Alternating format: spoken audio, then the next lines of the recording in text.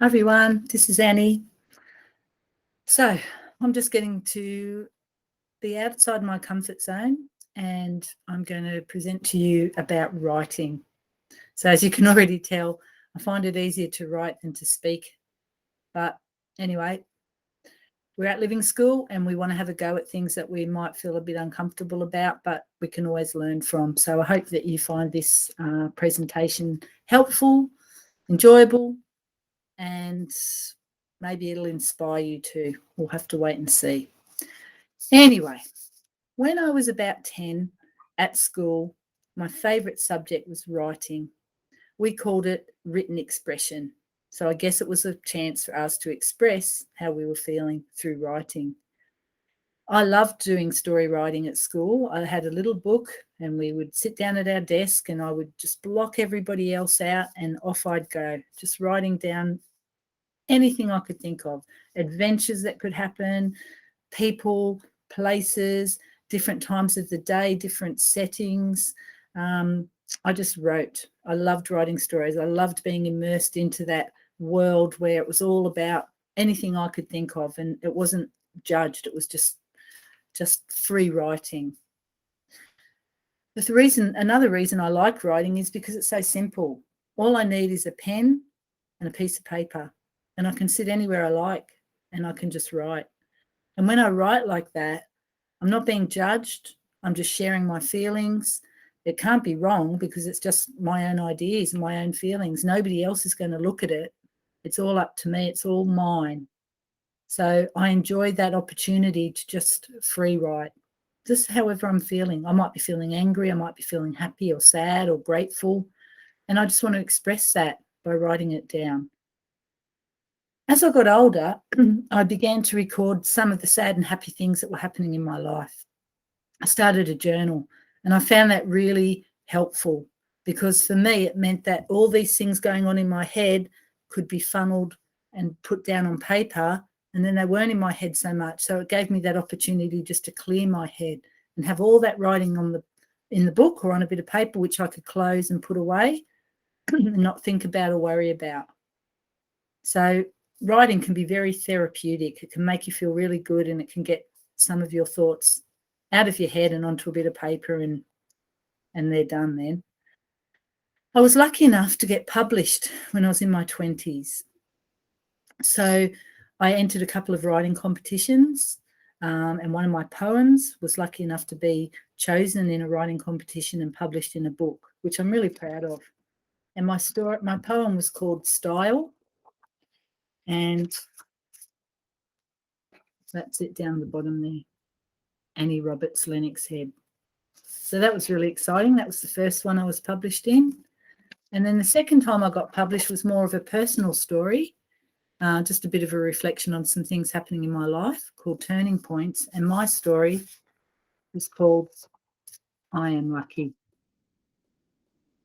So even though some things had happened in my life that I wasn't expecting, I still felt very lucky about other things that were going on in my life. So it was really helpful to do that writing.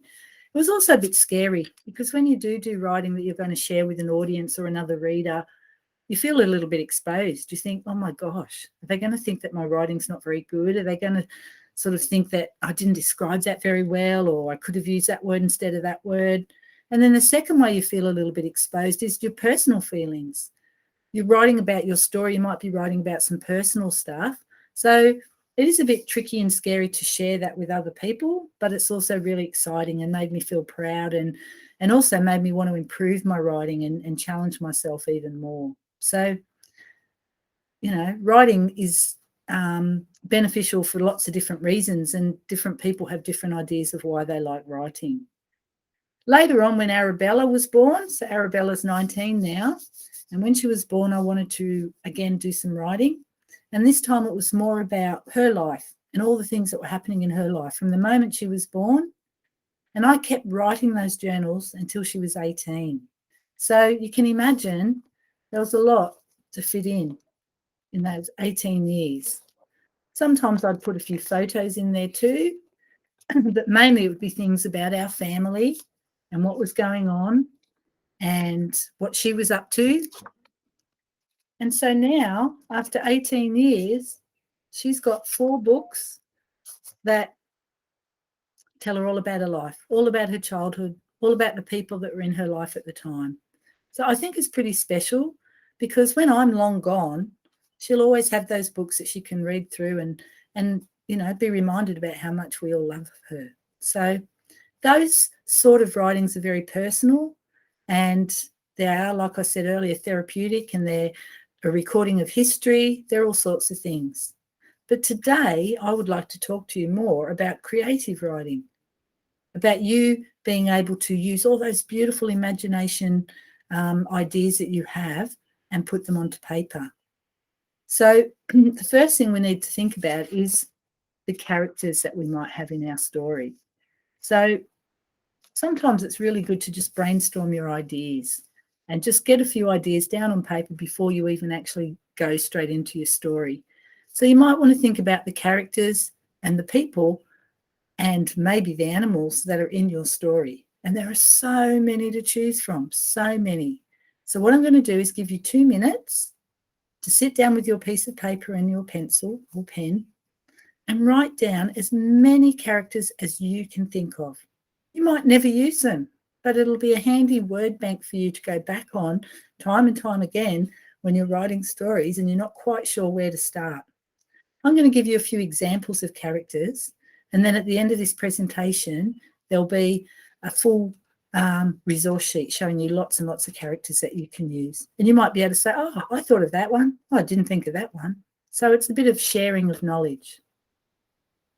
So the sort of ones I'm thinking about are pirate, princess, dragon, witch, elephant, sports star, elf, superhero. Okay, so your time is going to start now for 2 minutes. Off you go. Don't let there be any limits on what you write.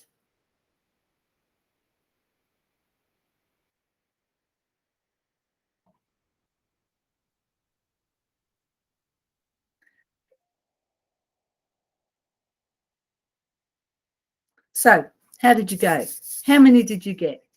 Later on, as I said, if you look at the end of this presentation and see the characters that I've put together as a list, you can compare and see how you went. So now you've thought of your characters, you now need to think about where your story is going to be set, what place it's going to be. Is it winter, summer, spring, autumn? Is it day or night? I don't know. What's the weather like? It could be a dark, stormy night, or it could be a glorious blue sky, not a cloud in sight. The places that you might think of for your setting could be these. Again, some examples, but I will also give you that time to come up with some of your own. Beach, zoo, space, desert, forest, school, home, tunnel, graveyard. The list can go on and on. So take this time now to jot down any places for the setting of your story.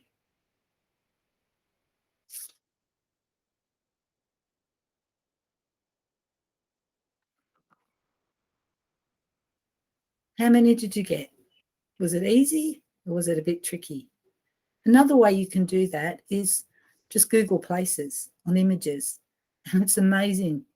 Just looking at an image is enough to get you started with how you would like your setting to be written into your story. The last sort of element we'll talk about as far as the parts of your story or what goes into your story is, what's your story going to be about? Is it going to be romance? Is it going to be mystery? Is it going to be a crime and adventure? Is it going to be fantasy, mystery? There's so many different ways that you can write this story. And often in a story, there's more than one of those things. There could be romance and adventure. So it's just something to consider before you start getting into the next part of writing the story.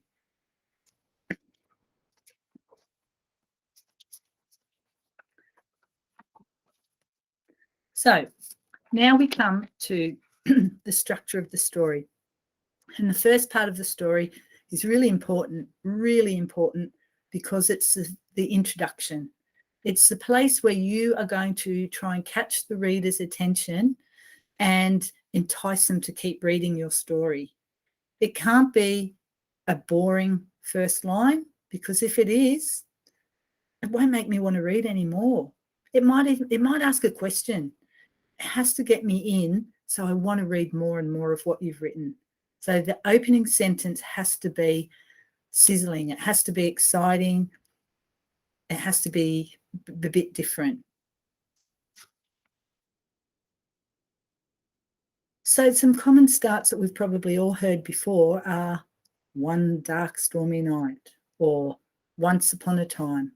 Now, there's nothing wrong with those starts, but heard it all before. I'm looking for something a little bit different. What about something like this? Screamed a young girl, quivering with fear from head to toe as the dark shadow crept closer. The thunder clapped, the lightning struck, illuminating the black mass before her. Now, I like that second opening because I'm wondering, who is this young girl? Why is there this dark shadow? Where are they? What is going on? I want to find out more about what's happening. Now, I've got some examples of some other starts that have been used by well-known authors. This one is by Colin Thompson, Falling Angels. The first time Sally flew was before she could even crawl. What? Is Sally a bird? Or is this just a girl that's got magic power? I'm not going to know until I read a bit more. So I have to read a bit more. What have you got there? So that's a question. As soon as I read that question, I want to know the answer. What is it? What's this all about? Woohoo! I'm going to Antarctica. What? You're going to Antarctica? Who are you? Why are you going? How are you getting there? Straight away, the questions start flowing because I want to know more.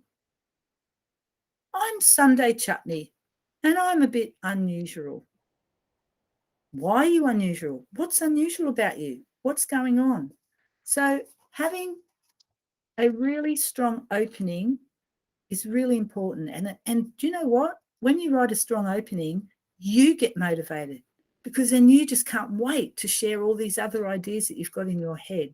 So a strong opening is really, really important. You're introducing the characters, you're introducing the setting, you're getting everybody settled in so they can get a bit of an idea about what this story might be about.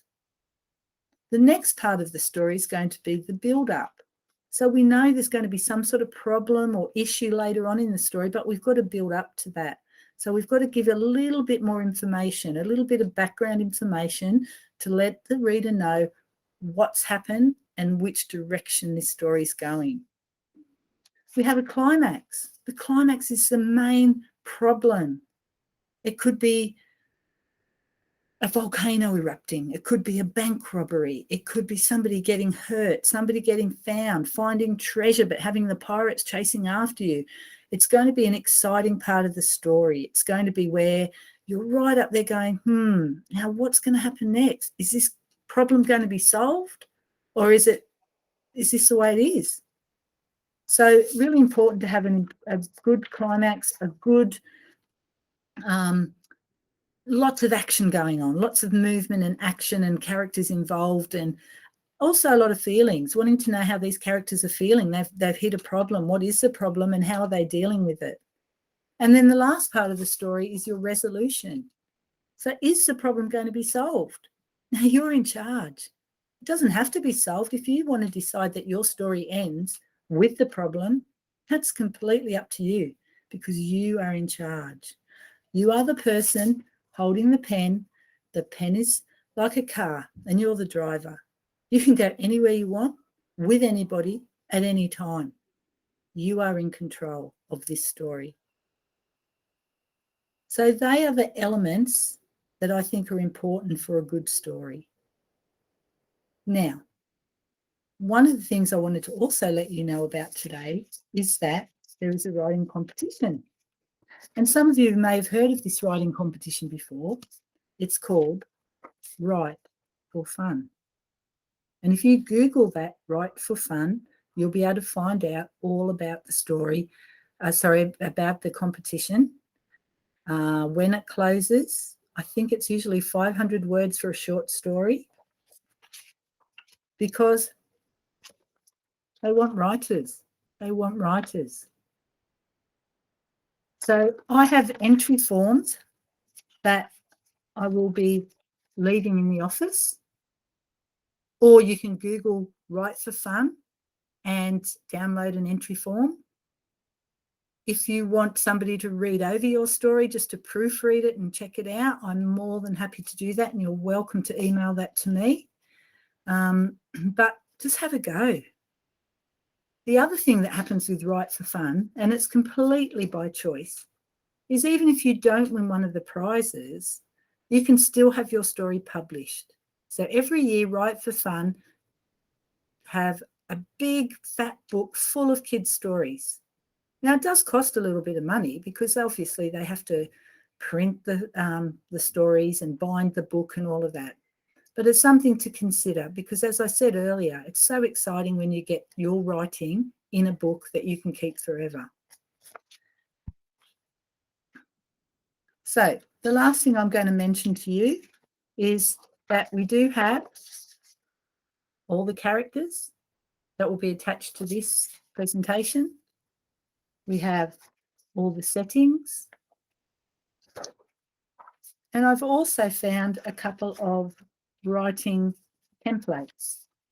And what that means is it's a little bit of a structure, a planner, so you can have a bit of a guide to get your story written, to get your story planned, and then to go ahead and write your story.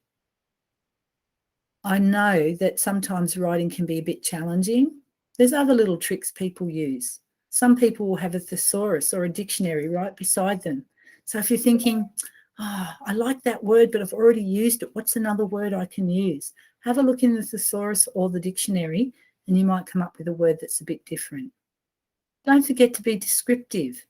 You know what's in your head, and you know you've got the image in your head of what character looks like or does. We don't. So the more you can tell us, the more we can imagine what your character looks like or what your character's doing.